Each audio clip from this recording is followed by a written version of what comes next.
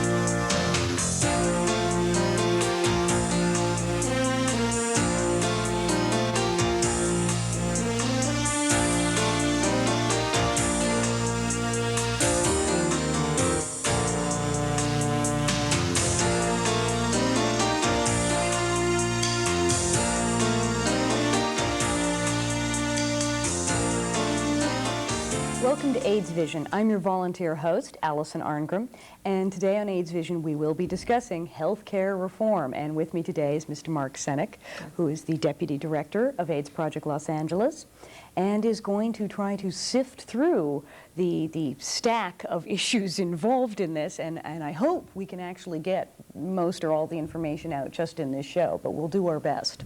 Welcome to AIDS Vision. Thanks. Exactly at this point, how many different proposed healthcare reform packages are there?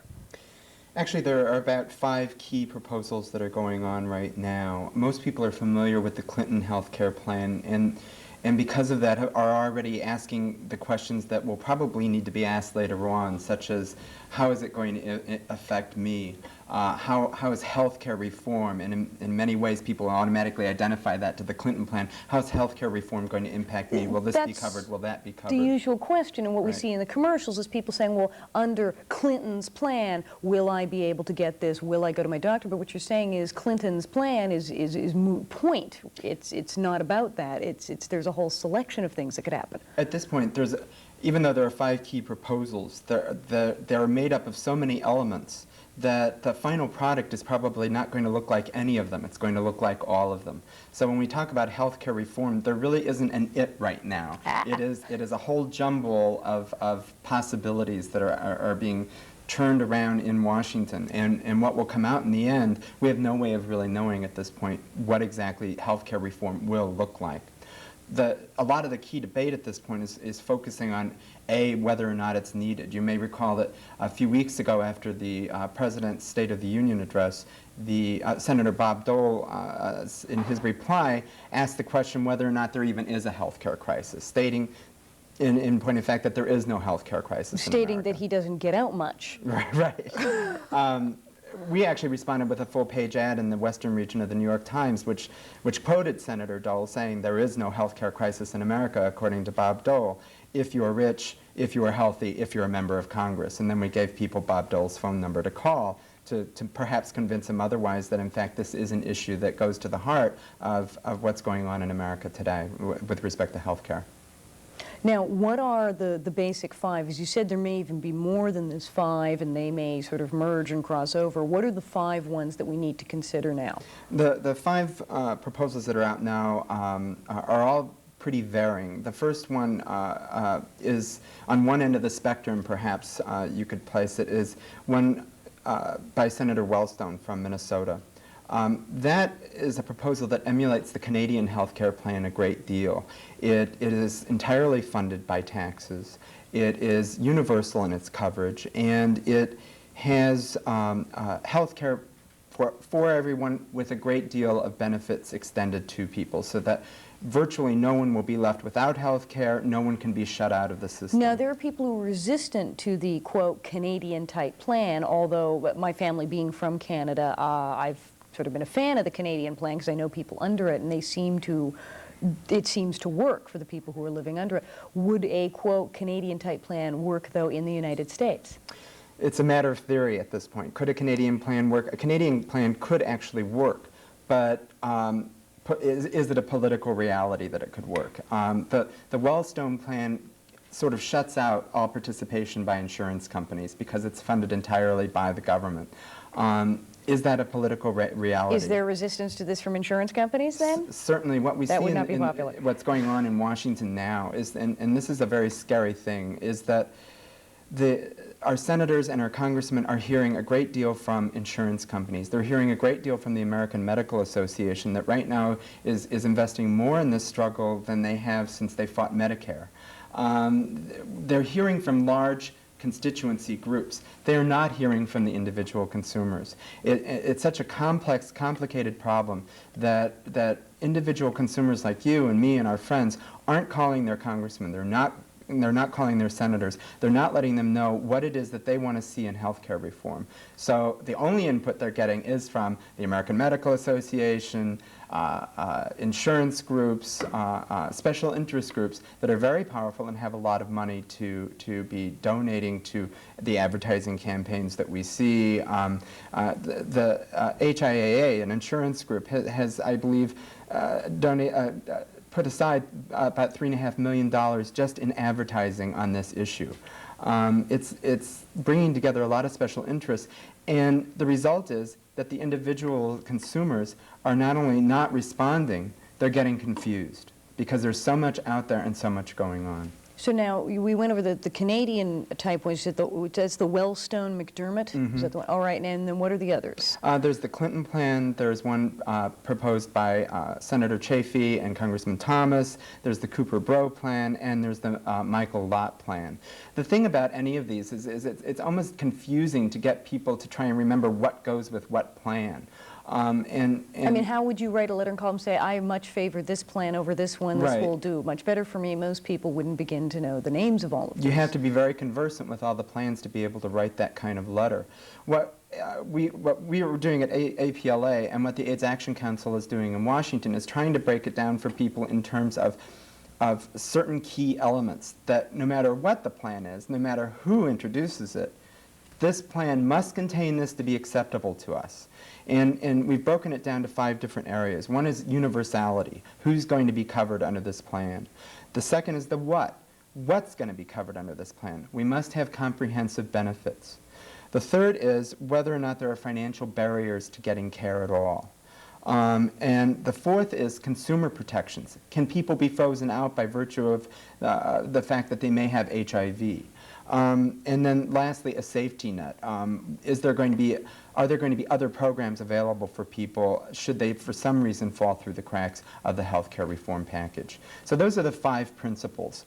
Universality, who gets covered, what's covered, what are the barriers, what are the protections, and what's the safety net?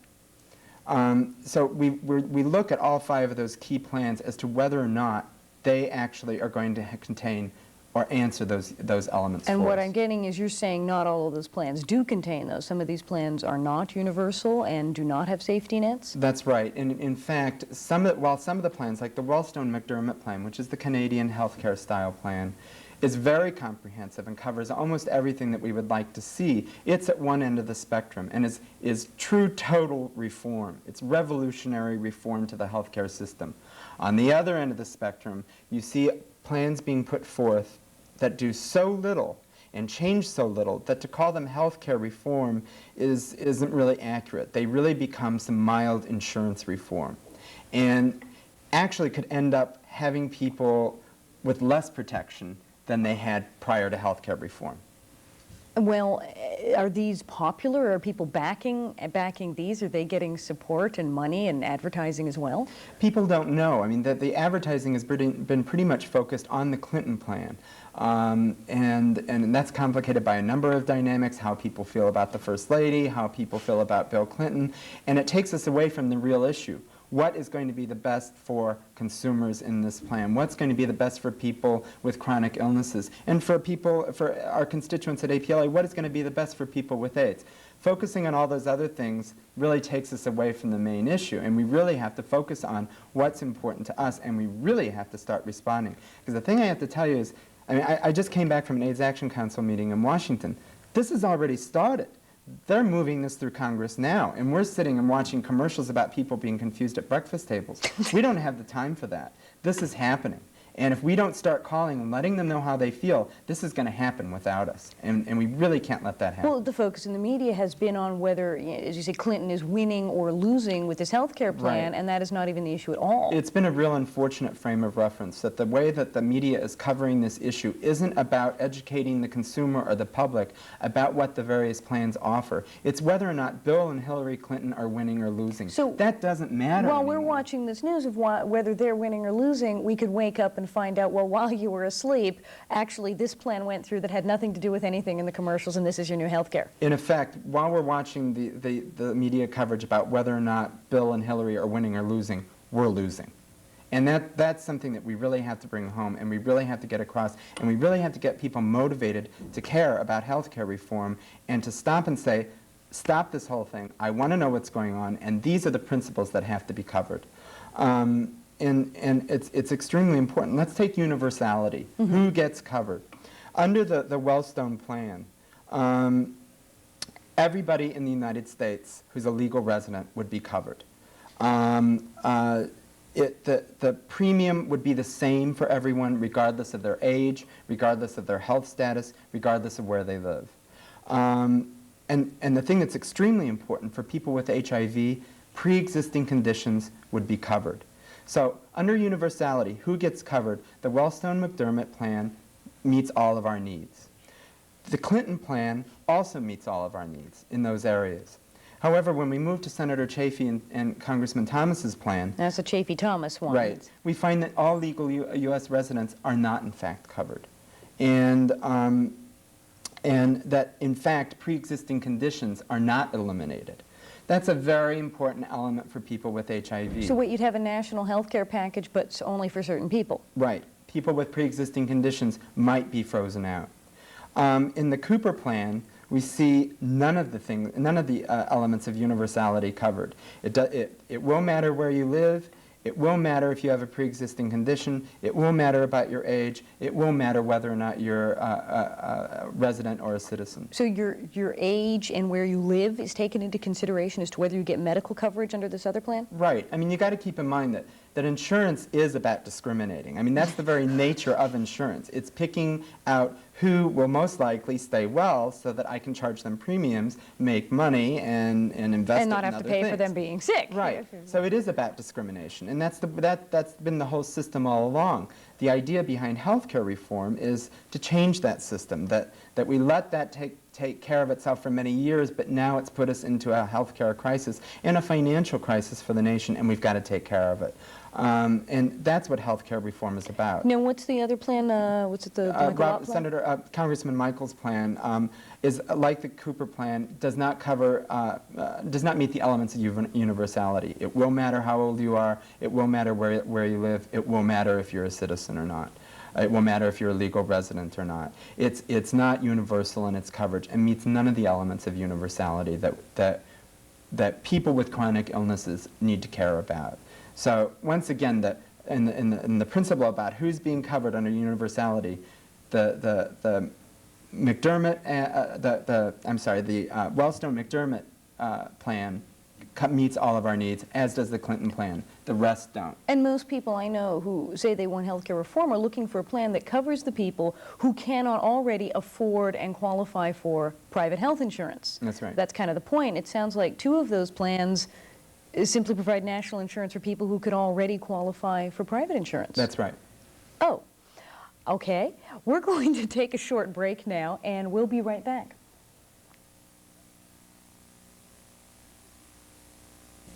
Hi, what's your name? Can I buy you a drink? It's very noisy here. Let's go to my place. I'd like to relax a bit. Come on, let's have some fun. I'd like to get to know you better. What is it you're afraid of? You don't have to worry about me. I'm clean. Trust me. Why not? Ready? Aim!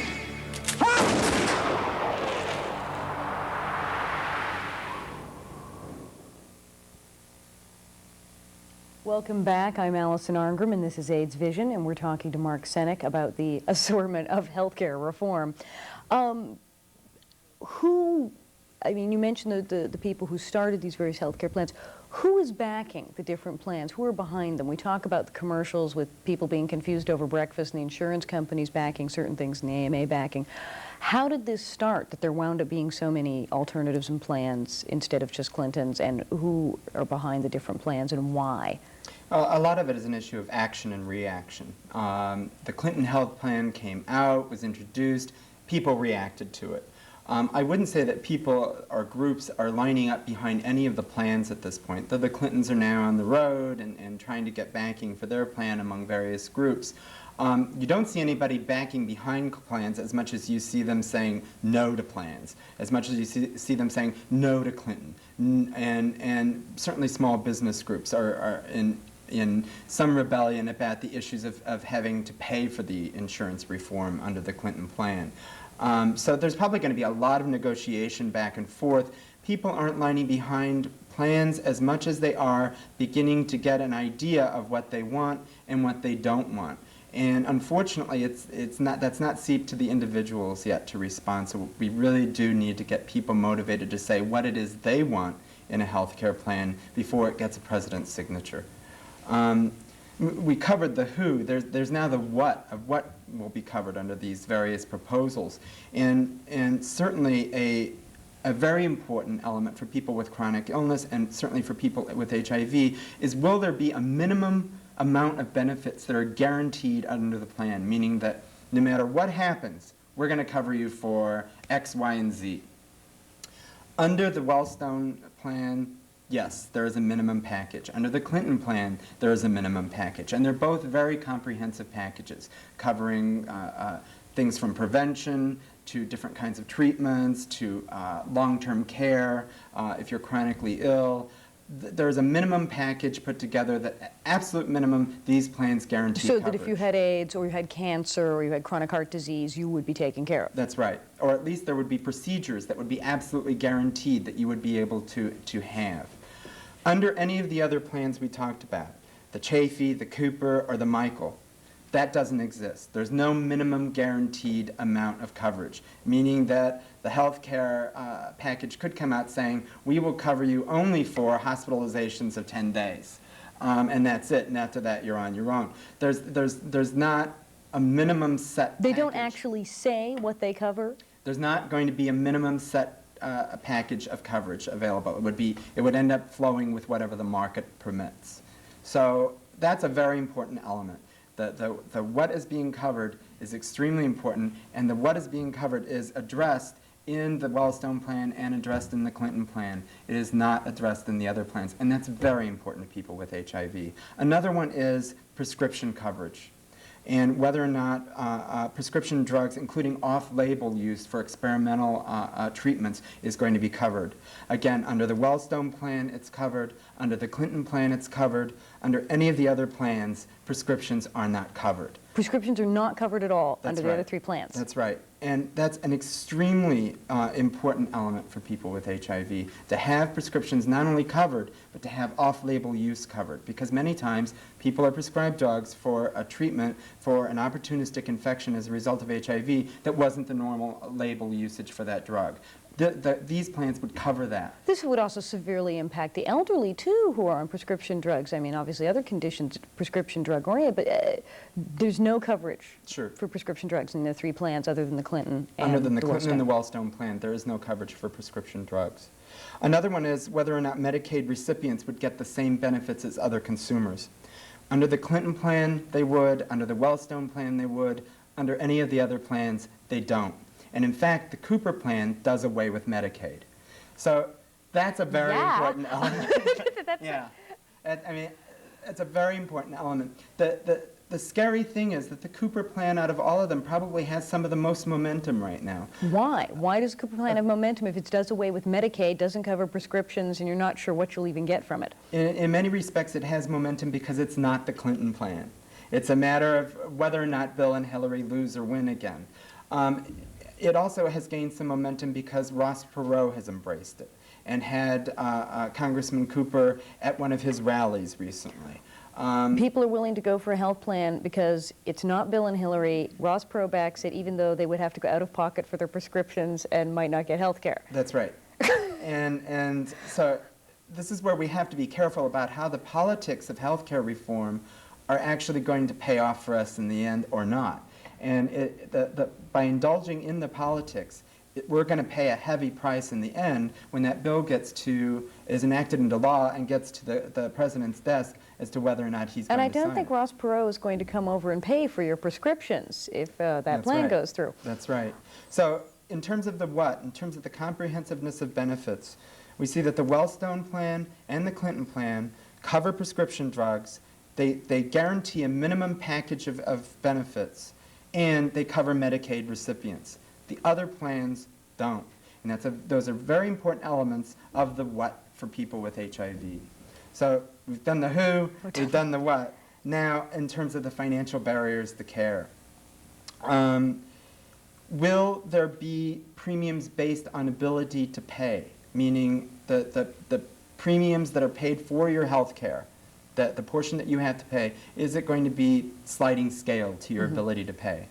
Under virtually all of the plans, it is, except for the Michael plan. Congressman Michael is the Republican head in Congress, and his plan does not provide for premiums based on your ability to pay. That's a very important factor for people with HIV who are often impoverished, or any person with a chronic illness who, as the illness goes on, become impoverished. Out-of-pocket payments. We all have to make out-of-pocket payments when we go to the doctor. Some of us have a 20% co-payment. If you belong to an HMO, you maybe have a $2 co-payment. Maybe 80% of your prescriptions are covered. You have to pay 20%. Are we going to limit out-of-pocket expenses? Under the Clinton plan, under the Wellstone plan, out-of-pocket expenses are limited, meaning that there has to be, that maybe $250 or $500 is the most you will have to pay in a calendar year out of your pocket. So it's a set deductible, as it were, and that's all you're going to pay for the year. Any of the other plans don't account for that. That's a very important element in terms of being a financial barrier for people with HIV. I can give great universal coverage covering everything in the world, but if I have a $10,000 deductible or minimum, it's not going to do you any good, maybe. It's like earthquake insurance in a way. Earthquake insurance has such high deductibles that a lot of people don't have it because they figure that... Unless the whole place goes, right. And a lot of people live in And so the less than deductible simply isn't even set in the other ones. It could be anything? That's right. It could be anything that the market sets it to be. So it could be very high, and if you couple that with the fact that there may not be protections for people given their age or where they live or who they are or what disease they have, it could be prohibitively high for people to have any insurance. And so the people that we most want to get insured, people with chronic illnesses, might be insured under the other plans, but they won't be able to afford it. And the whole point of this for a lot of people was for people who don't have money, who can't afford insurance. That's the whole thrust behind reform. The price regulation and control and cost controls is another financial barrier because healthcare costs are rising so rapidly in so many different areas. One prescription drug that a person may be on, let's say for blood pressure, for the last 5 years may have gone up and doubled in price a couple of times during the 5-year period. The Wellstone plan and the Clinton plan both place some price control structure into the healthcare reform that would limit how much those prices could rise. Let me guess. None of the other three plans don't. do. Oh, why did I say? Now, are there differences between Wellstone and Clinton plans? Seem to be very similar on the main thrust, but are there any key differences between those two? There are key differences in that in the way they operate. The Wellstone plan basically keeps the way we go to the doctor now exactly the same. Which is important to a lot of people. That's right. And it keeps it exactly the same, and you can go to any doctor for anything, and it will be paid for by the government directly. And it completely bypasses the insurance industry. It has nothing to do with insurance. Which is probably where the resistance to that one That's is coming from. The Clinton plan makes huge conglomerates in large geographical areas whereby insurance plans will compete for your coverage. And so it includes insurance companies into the plans. You can have a choice of doctors within the plan. It may limit the range and the scope, but you will still have a choice you of still have doctors a within the reasonable plan selection. based on who you end up going with. Maybe you'll go with an HMO type. Maybe you'll go with a Blue Cross Blue Shield Now, type. we of course have to wrap up, and I can't believe you managed to cover this much in this amount of time. How do people get this information? I mean, I see you have just even this sheet here with a comparison of the reform proposals. You have a whole booklet of information. How can people get this information? How can they get hold of people, get hold of you at APLA and find out where to write to, where to phone, where they can push for the health plan that will best protect them? Well, one thing that people can do right off the bat is call their congressman, call their senators. And we're going to be running some of those numbers at the end of the show. We'll be running those numbers. Call them and let them know that the plans must cover people. They must cover people with HIV. There must be financial protections. It must cover prescription drugs. You have to let them know what elements have to be in that health care reform And if they bill. want this sheet, because this is the best thing I've seen yet. If they want this sheet, they can call APLA. They can call the Public Policy Department. We can have sheets ready for them there. They could, and we can send them in the mail to them. And you have all sorts of information on these plans that they can read at home that will be a bit more informative than the commercials about people eating breakfast. That's right. And if they call the White House switchboard, they don't even have to know who their congressperson is. They'll find out. If they call the White House switchboard, they'll be able to find out. I hope this has cleared some things up for you. I know it has for me. Thank you very much for watching AIDS Vision. All in this together, there isn't any doubt. We're all in this together, there's no one we can do without. And we'll never give in till we knock this thing out. Every star will shine forever. We're all in this together.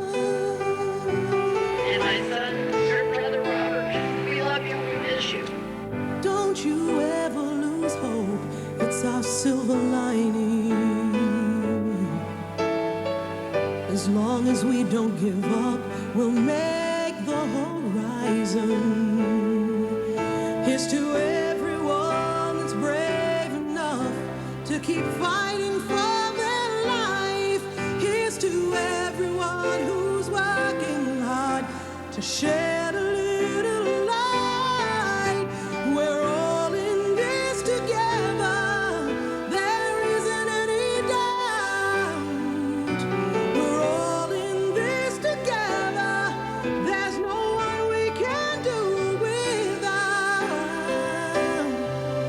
And we'll never give in till we knock this thing out.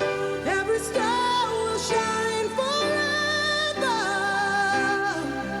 We're all in this together. We are all in this together, and there isn't any doubt. We're all in this together, there's no one we can do without. And we'll never give in till we knock this thing out. Every star